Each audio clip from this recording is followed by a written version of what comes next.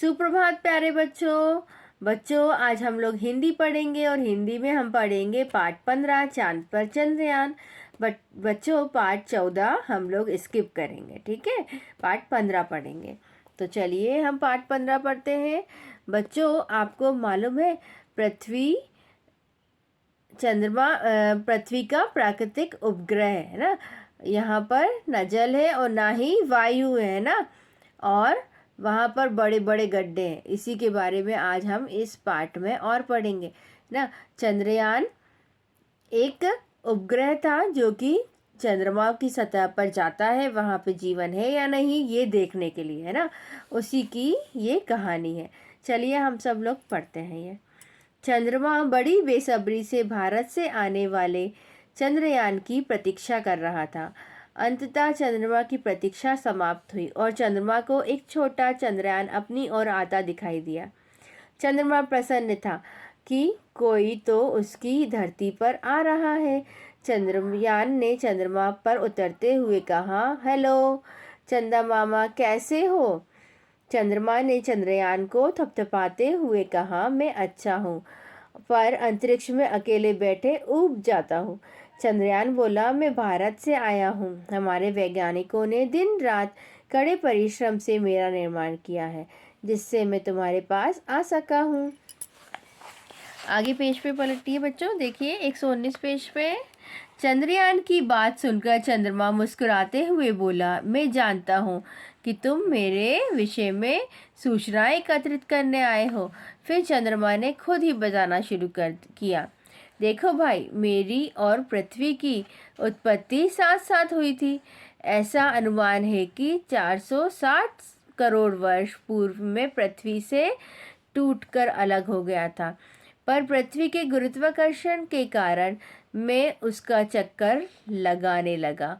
यहाँ गुरुत्वाकर्षण के लगभग ना होने के कारण ना वायु है और ना जल, इसीलिए पृथ्वीवासी यहाँ आने में कतराते हैं।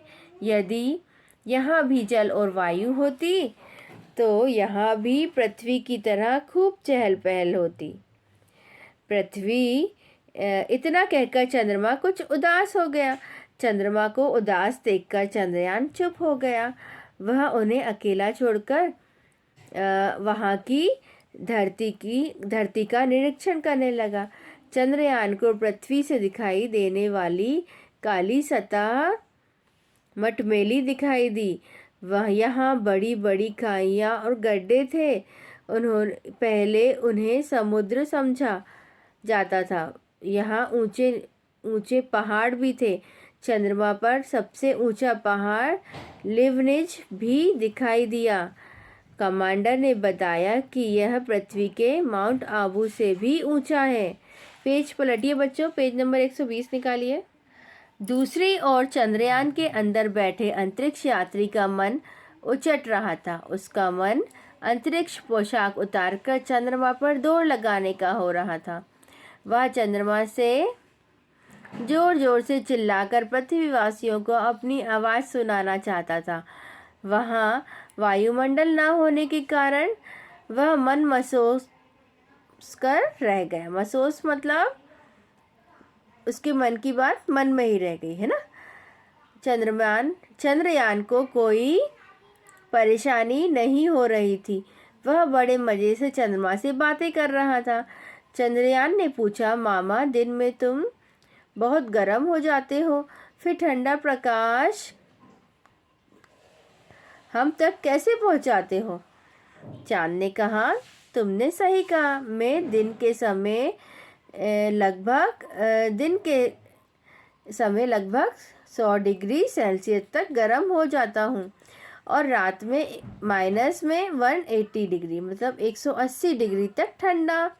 रात के समय जो प्रकाश पृथ्वी पर पहुँचता है वह वास्तव में सूर्य का प्रकाश होता है, जो मुझसे टकराकर पृथ्वी तक पहुँचता है। चंद्रमा ने मुस्कुराते हुए कहा, पृथ्वीवासी अभी भी मेरे विषय में अधिक नहीं जानते। मेरे पास अनेक अज्ञात धातुएं हैं जो पृथ्वी पर नहीं पाई जाती। ऐसी एक अज्ञात धातु का नाम वैज्ञानिकों ने आर्मल कोलाइट रखा है। यह नाम अंतरिक्ष यात्री नील आर्मस्ट्रॉन्ग, एडलिन और कॉलिंस के नाम के पहले अक्षर से बनाया गया है। यह अंतरिक्ष यात्री सर्वप्रथम यहाँ पहुँचे थे। बच्चों, यहाँ पे लगा लीजिए निशान।